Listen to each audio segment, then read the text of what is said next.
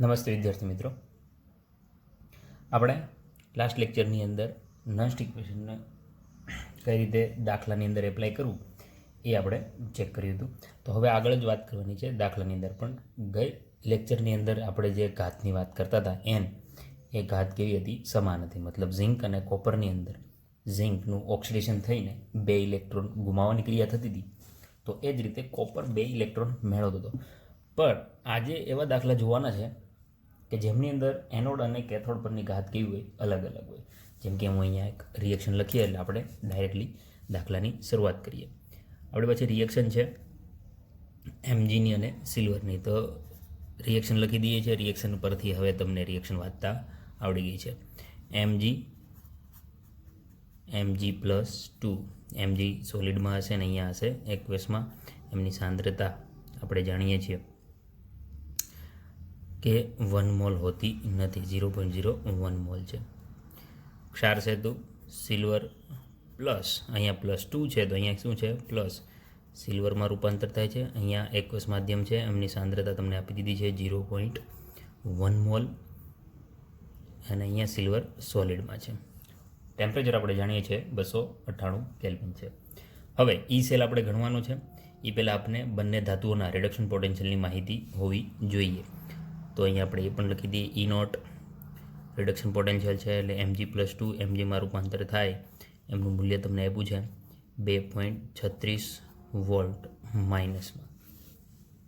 એ જ રીતે સિલ્વરનું આપેલું છે Ag+, એજીમાં રૂપાંતર થાય એમનું વેલ્યુ આપી છે 0.8 વોલ્ટ. ગણતરી કરવાની છે ઈ સેલની, બરાબર? Question mark. તો આ રીતે આપણે અહીંયા દાખલો જોવાનો છે. આગળ વધીએ. આપણે વાત કરી તેમ એનોડ અને કેથોડની રિએક્શન પહેલાં લખી દઈએ તો દાખલામાં વધી સારી ખબર પડશે. જેમ કે પ્રથમ તો આપણે ઈ નોટ સેલની ગણતરી કરવી પડશે, કારણ કે આપણી પાસે સૂત્ર છે E cell is equal to E naught cell minus 0.059 by n. હવે એનની કિંમત શું લેશો? તો કે અહીંયા +2 છે ને અહીંયા +1 છે. તો એ જ આપણે આ દાખલાની અંદર જોવાનું છે. log base 10 ને Q. તો પ્રથમ હું અહીંયા એનોડની રિએક્શન લખી દઉં. એનોડ પર શું થાય છે? તો કે Mg 2 ઇલેક્ટ્રોન ગુમાવે છે. કેથોડ પર સિલ્વર 1 ઇલેક્ટ્રોન ગુમાવે છે. તો Ag પ્લસ 1 ઇલેક્ટ્રોનની જરૂર છે, પણ આપણે આ 2 ઇલેક્ટ્રોન ગુમાવે છે એટલા માટે 1 ઇલેક્ટ્રોન હોય છે Ag. તો આપણે 8 નો 10ની અંદર જે સમીકરણોને સોલ્વ કરીએ છીએ, ઉપરની સંખ્યાને નીચેની સંખ્યા વડે, નીચેની સંખ્યાને ઉપરની સંખ્યા વડે, એ જ કરવાનું છે. અહીંયા 2 ઇલેક્ટ્રોન છે તો એમને ગુણવાની જરૂર નથી. અહીંયા 1 છે તેને આપણે 2 વડે ગુણી દઈએ તો ઇલેક્ટ્રોન કેવા થઈ ગયા? સમાન થઈ ગયા. ઇલેક્ટ્રોન સમાન હોવા જોઈએ તો જ રિએક્શન આગળ વધશે, નહીંતર પ્રક્રિયા અટકી જશે. હવે 2 ઇલેક્ટ્રોન કેન્સલ. કોષ પ્રક્રિયા અહીંયા લખી દઈએ. અહીંયા કોણ વધશે? Mg સોલિડ સ્ટેટની અંદર +2Ag પ્લસ હતા 2 વખત Ag થઈ ગયા. શું થઈ ગયા? 2 ઇલેક્ટ્રોનનો એમના પર ચાર્જ આવી ગયો છે. Mg રૂપાંતર થઈ ગયું Mg+2માં એક્વિયસ માધ્યમમાં, અને 2Ag સોલિડમાં રૂપાંતર થઈ ગયું. આ થઈ ગઈ રિએક્શન.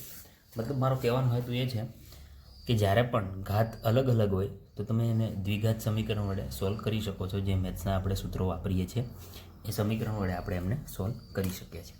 તો એ જ આપણે અહીંયા વાપરવાનું. પરંતુ વસ્તુ એ છે કે જે સહગુણક, આગળમાં કોઈ સહગુણક નહોતા એટલે આપણે એની ઘાત મૂકતા નહોતા, પણ અહીંયા હવે સહગુણક આવશે તો એમની ઘાત આપણે મૂકવાની થશે.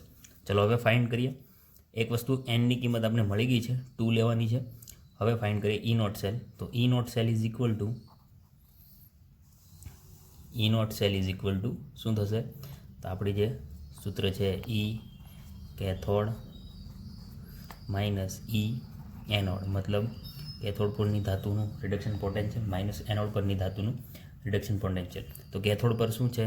સિલ્વરની વેલ્યુ કેટલી હતી? 0.8 વોલ્ટ માઇનસ એનોડ પર કેટલી છે? -2.36 માઇનસ પ્લસ 2.36.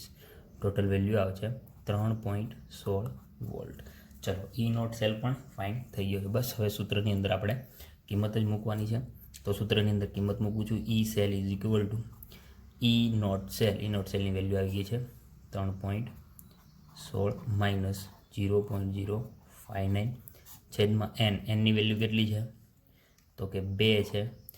હવે એનોડની સાંદ્રતા છેદમાં કેથોડની સાંદ્રતા, તો એનોડની સાંદ્રતા આપેલી છે 0.01 છેદમાં એનોડને આપણે કોઈ સહગુણક વડે ગુણેલા નથી. ગુણેલા કોને છે? કેથોડને. તો કેથોડની જે સહગુણક વડે ગુણેલા છે એ એમના ઘાતમાં જશે. તો કેથોડની સાંદ્રતા છે 0.1 વોલ્ટ, પરંતુ સિલ્વરને આપણે 2 વડે ગુણ્યા તે 2 ક્યાં જતા રહેશે? એમની ઘાતમાં. બરાબર છે. આ વસ્તુ અહીંયા આપણે જોવાની છે. તો આટલાનું અહીંયા હું ઉદાહરણ આપું છું 0.01 અને અહીંયા પણ નીચે પણ શું થઈ જશે 0. અહીં સ્ક્વેર છે એટલે 0.01 ઇઝ ઇક્વલ ટુ શું રહેશે? ઓનલી 1.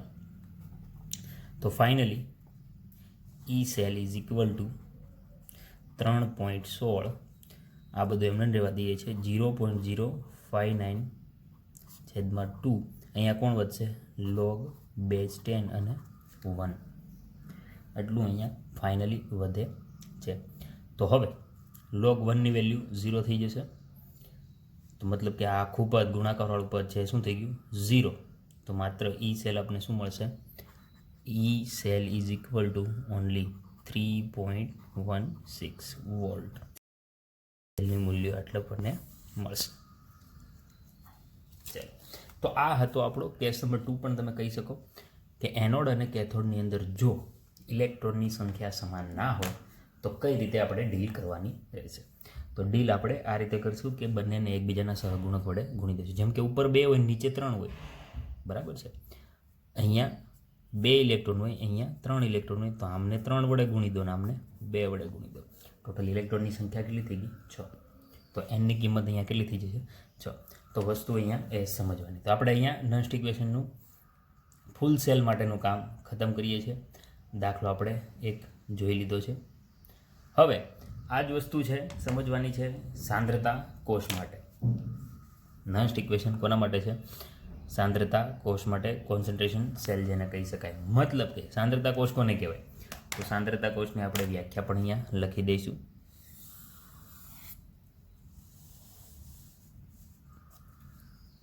સાંદ્રતા કોષ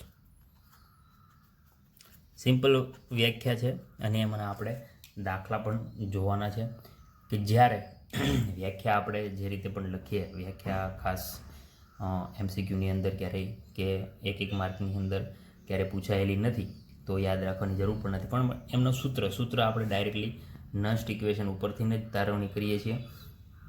તો નસ્ટ ઇક્વેશન યાદ રાખવું એ જ જરૂરી છે. બીજું કંઈ યાદ ના રાખો તો કંઈ નહીં. તો સાંદ્રતા કોષની આપણે વાત કરીએ તો બંનેની અંદર માત્ર તફાવત કોનો હોય છે? સાંદ્રતાનો. તો એ સાંદ્રતાને લગતા આપણે દાખલા ગણીશું અને એમને જ લગતો આપણે બીજા દાખલાની શરૂઆત પણ કરીશું. તો હવે સાંદ્રતા કોષની વ્યાખ્યા તમે શું લખશો? જો કે સાંદ્રતા કોષની અંદર પાત્ર A અને પાત્ર Bની અંદર બંનેની અંદર જે ધાતુ લેવામાં આવે છે કેવી હોય છે? સમાન હોય છે. બંને ધાતુ સમાન હોય છે, એમની અંદર ભરવામાં આવતા દ્રાવણ પણ સમાન હોય છે. પણ કોષ કાર્ય કઈ રીતે કરે છે? તો કે બંને અંદર જે દ્રાવણ ભરવામાં આવે છે માત્ર એમની શું હોય છે? સાંદ્રતા અલગ હોય છે. તો વ્યાખ્યા લખી દઈએ. વિદ્યુત કોષના બંને વિદ્યુત ધ્રુવો એક સરખા હોય. કેવા હોય છે? એક સરખા હોય, પરંતુ વિદ્યુત વિભાજ્ય મતલબ દ્રાવણની વાત કરવામાં આવે છે. વિભાજ્યના દ્રાવણની સાંદ્રતા કેવી હોય? અલગ અલગ હોય. સાંદ્રતા જુદી જુદી હોય. તેવા કોષને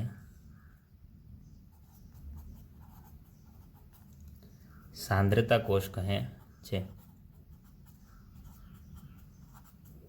હવે આમનું કોઈ સૂત્ર નથી. એનોડના છેદમાં કેથોડ જ છે. માત્ર આપણે જે C1 અને C2ની વાત કરીએ છીએ એક દાખલો ગણશું એટલે આપણે ડાયરેક્ટલી ખબર પડી જશે. પણ માત્ર જે સમીકરણ આપણે આપવામાં આવશે એ બંને કેવા હશે? સમાન હશે. જોઈએ તો ડાયરેક્ટ દાખલાની જ વાત કરીએ. ક્વેશ્ચન તમને આપેલો છે CU, અહીંયા આપણે સોલિડ અવસ્થામાં Cu+2માં રૂપાંતર થાય છે એકવ્યસ માધ્યમમાં. C1 મતલબ એમની સાંદ્રતા તમને આપી દીધી છે 0.01 મોલ. ક્ષાર સેતુનો પણ ઉપયોગ થશે. Cu+2 એકવ્યસ માધ્યમમાં એમની સાંદ્રતા તમને આપી દીધી 0.1 મોલ. અને કોપર સોલિડમાં જુઓ તમે લેફ્ટ હેન્ડ સાઈડ મતલબ કે આ લેફ્ટ હેન્ડ સાઈડ અને રાઈટ હેન્ડ સાઈડ મતલબ પાત્ર A અને પાત્ર Bની અંદર સમાન દ્રાવણ ભરેલું છે Cu+2 તેમજ ધાતુ જે વિદ્યુત ધ્રુવ વાપરીએ છીએ પણ કેવો છે? સમાન છે. તો આ થઈ ગયો સાંદ્રતા કોષ. પરંતુ એમની સાંદ્રતા કેવી છે? અલગ અલગ. સાંદ્રતા જો અલગ અલગ હશે તો જ વિદ્યુત કોષ કાર્ય કરે છે, નહીંતર કોષ કાર્ય કરતો અટકી જાય છે. તો સાંદ્રતા અલગ હોવાના લીધે જ અહીંયા કાર્ય થશે. હવે એક વસ્તુ સમજવા જેવી છે કે રિડક્શન પોટેન્શિયલના મૂલ્યો કેવા થઈ જશે. આમનું જે એનોડ પરનું રિડક્શન પોટેન્શિયલનું મૂલ્ય જે પણ હોય કેથોડ પરના રિડક્શન પોટેન્શિયલના મૂલ્યો સાથે માઇનસમાં થશે. તો બંનેના મૂલ્યો કેવા હશે? સમાન વિદ્યુત ધ્રુવ હોવાથી મૂલ્યો પણ કેવા હશે? સમાન. તેથી ફાઇનલી આપણે પ્રમાણિત કોષ પોટેન્શિયલ E સેલની વેલ્યુ કેટલી મળશે? 0. બરાબર છે. અહીંયા પણ કોપર છે, અહીંયા પણ કોપર છે. રિડક્શન પોટેન્શિયલના મૂલ્યો બંનેના સમાન હોવાથી બાદબાકીમાં કેવા મળશે? 0. મતલબ સૂત્રની અંદરથી એક પદ તો કેન્સલ જ થઈ ગયું. તો ફાઇનલી ડાયરેક્ટ સૂત્ર મૂકી દઈએ. E cell is equal to E naught cell -0.059/n log એનોડના છેદમાં કેથોડ. એનોડ તરીકે હું C1 અને કેથોડ તરીકે C2 સાંદ્રતા મૂકી દઈએ તો પણ ચાલે. તો E cell is equal to E naught cell કેટલું થઈ ગયું? 0 -0.059 એના છેદમાં n. એનની કિંમત કેટલી છે? તો કે બંને જગ્યાએ સેમ 2. બરાબર. લોગ C1 મતલબ એનોડ પરની સાંદ્રતા 0.01, કેથોડ પરની સાંદ્રતા 0.1 મતલબ તમારો ફાઇનલ આન્સર કેટલો આવશે? 10⁻⁻. Cell is equal to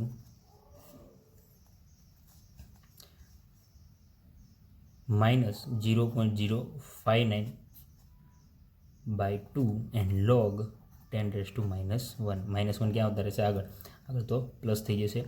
E cell is equal two 0.059/2 મતલબ ફાઇનલ આન્સર આવશે 0.0295 વોલ્ટ.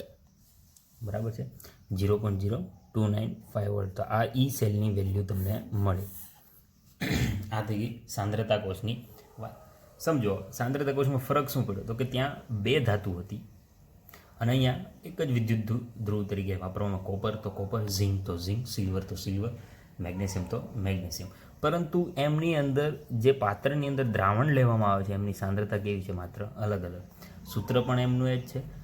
અહીંયા એ પણ જોવાનું છે કે E સેલ ગણતરી કેવી થઈ જશે? 0, કારણ કે બંને વિદ્યુત ધ્રુવો સમાન છે. તો એમની ગણતરી 0 થઈ જતી હોવાથી આપણે એક પદ તો ડાયરેક્ટ રકમમાંથી નીકળી જશે. તો આપણે આ વાત કરી દીધી સાંદ્રતા કોષની. હવે ક્યુની વેલ્યુ આપણે ગણતરી કરવાની છે. નવો ટોપિક છે આપણા માટે. ક્યુની વેલ્યુની ગણતરી કરવાની છે. ક્યાં? જે ઇક્વિલિબ્રિયમ કોન્સ્ટન્ટ મતલબ જ્યારે પાત્ર સંતુલન સ્થિતિમાં હોય, સંતુલન સ્થિતિમાં હશે ત્યારે કોષનું કાર્ય કેવું થઈ જશે? 0. તો જ્યારે તાપમાન તો 298 કેલ્વિન જ હશે. બંને પાત્રને સંતુલન સ્થિતિમાં હોય ત્યારે ક્યુની ગણતરી કરવાની છે, જે આપણે અહીંયા લોગ ક્યુ મૂકીએ છીએ છે પાછળના ભાગમાં. લોગ ક્યુ સંતુલન સ્થિતિ આમની આપણે ગણતરી કરવાની છે. તો એ પણ આપણે આજે લેક્ચરમાં જોઈ લઈએ, જેથી આપણે એમનો દાખલો ગણવો હશે તો પણ આપણે આગળ વાત કરી શકીએ. બરાબર છે. તો આપણે હવે એમની શરૂઆત કરીએ. તો સંતુલન અચળાંકની આપણે વાત કરતા હતા અને એમની ક્યુ સાથે. સંતુલન અચળાંકને કે વડે દર્શાવવામાં આવે છે. KEQ. EQ મતલબ ઇક્વિવેલન્ટ. તો સંતુલન અચળાંકે આપણે નોન ઇક્વેશનની ગણતરી કરવાની હતી E સેલની. પરંતુ થોડી કન્ડિશન આપણે અહીંયા બદલાઈ જશે. જેમ કે તાપમાન તો મોસ્ટલી 298 કેલ્વિન જ રહેવાનું છે. બંને સંતુલનની પણ આપણે વાત કરી. બંને પાત્ર જ્યારે સંતુલન સ્થિતિમાં આવે ત્યારે. પાત્રની વાત કરીએ તો એક પાત્રની આપણે અંદર એનોડ અને બીજા પાત્રની અંદર કેથોડ. એક પાત્રની અંદર જ્યારે પ્લસ ચાર્જ વધે છે તો બીજા પાત્રની અંદર માઇનસ ચાર્જ પણ વધે. ક્ષાર સેતુ બંનેને સંતુલન કરશે, પણ એક પાત્રની અંદર સતત ધન ભાર વધતો જાય છે અને બીજા પાત્રની અંદર ઋણ ભાર, એટલે આપણે એમને સંતુલન અચળાંક કહીએ છીએ. તો E સેલની અહીંયા આપણે ગણતરી કરવાની હતી સંતુલન. પણ બંને પાત્ર સંતુલન સ્થિતિમાં હશે તો E સેલ મતલબ કોષ કાર્ય કરતો અટકી જશે, એટલે કે ઈ સેલ ઇઝ ઇક્વલ ટુ શું થઈ જશે 0. હવે જ્યારે સંતુલન સ્થિતિમાં હોય તો ક્યુની વેલ્યુ કોના બરાબર થઈ જશે કે ઈ ક્યુ, સંતુલન અચળાંક કેના સમપ્રમાણમાં એ ચલે છે. તો એ વસ્તુ પણ અહીંયા આપણે ધ્યાનમાં રાખવાની છે. તો હવે આ બાબતોને ધ્યાનમાં રાખીને આપણે ઈ સેલની ગણતરી કરીએ તો E cell is equal to E naught cell, બરાબર ને, -0.059 એના છેદમાં n અને log ક્યુ. આપણે સંતુલન સ્થિતિની વાત કરવાની છે તો અહીંયા લખી દઈએ સંતુલન સ્થિતિ. આ જ સૂત્ર કઈ રીતે આપણે સાબિત કરશું? સંતુલન સ્થિતિ તો ઈ સેલની વેલ્યુ કેટલી થઈ જવાની છે? ઉપર જ લખી છે 0, તો આમની વેલ્યુ અહીંયા થઈ જશે 0 is equal to E naught cell as it is રહેશે, ઈ નોટ સેલ -0.059 છેદમાં n. આ બધા જ પદ એમને એમ રહેવાના છે. log બેઝ 10 ક્યુની જગ્યાએ સંતુલન સ્થિતિએ શું થઈ જશે? કે ઈ ક્યુ, મતલબ ખાલી કે લખો તો પણ કોઈ વાંધો નથી. તો આ થઈ ગયા સંતુલન સ્થિતિ, સૂત્ર મળી ગયું. હવે આ બાજુ 0 છે તો ઈ નોટ સેલને આ બાજુ લઈ લો, તો ઈ નોટ સેલની વેલ્યુ તમે અહીંયા કાઉન્ટ કરી શકો છો. E naught cell is equal to શું થઈ જશે? આખું પદ પ્લસ થઈ જશે 0.059 છેદમાં n એન્ડ log કે ઈ ક્યુ, સંતુલન સ્થિતિ. હવે તમે દાખલાની અંદર log કે પણ શોધવાનું કહે તો એમનું સૂત્ર પણ તમે અહીંયા ફાઇન્ડ કરી શકો છો. તો log કે ને સૂત્ર કરતાં બનાવી દો તો log કે ઈ ક્યુ ઇઝ ઇક્વલ ટુ શું થઈ જશે? ઈ સેલ ઇન્ટુ n, આ છેદમાં છે તો ગુણાકારમાં, છેદમાં કોણ આવી જશે? 0.059. આ રીતે પણ તમે ગણતરી કરી શકો છો. હવે log કે શોધવાનું કહે તો કોઈ પ્રોબ્લેમ નથી, પણ જો ઓનલી કે શોધવાનું કહેશે તો આ log પદ બરાબરની પહેલી સાઈડ જાય, બરાબરની પહેલી સાઈડ જશે ત્યારે લોગનું શું થઈ જશે? Anti log. તો એન્ટી લોગ શોધતા આવડવું જોઈએ. તો લોગ આ બાજુ આવતો રહેશે તો anti log, anti logarithm E naught cell into n એના છેદમાં 0.059. આ રીતે આપણે ફાઇન્ડ કરી શકીએ છીએ. તો આ થઈ ગયો આપણો સંતુલન અચળાંક પર નન્સ ઇક્વેશનની ગણતરી. તો આ પણ આપણે સૂત્ર યાદ રાખવાનું છે, કારણ કે સંતુલન અચળાંક પણ શોધવાનું કહેશે, ઈ નોટ સેલ પણ ગણતરી કરવાનું કહેશે. તો આ સૂત્ર આપણે ખ્યાલ હોવો જોઈએ, બરાબર છે. તો આજના લેક્ચરની અંદર આટલું જ. હવે આગળ ભણીશું આપણે નેક્સ્ટ લેક્ચરની અંદર.